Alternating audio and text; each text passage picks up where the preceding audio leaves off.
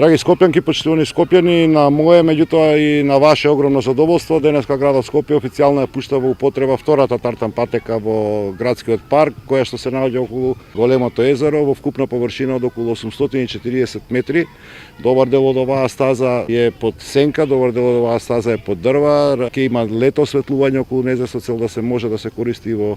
ноќните часови. Добрата вест е што се преклопуваат веќе постојната пократка и оваа, така што можеме да направиме околу езерото цел еден круг од 1000 метри. Рекреативното трчање, меѓутоа помошта и кон спортските атлетски клубови кои што ја прави градот Скопје со изработка на овие тартан патеки во градот е императив за нас, затоа што јас цврсто верувам дека здравиот начин на живење, практикувањето на трчање, децата кои што веќе ја употребуваат, меѓутоа атлетичарите, овозможуваат да во нашиот град и се развива индиректно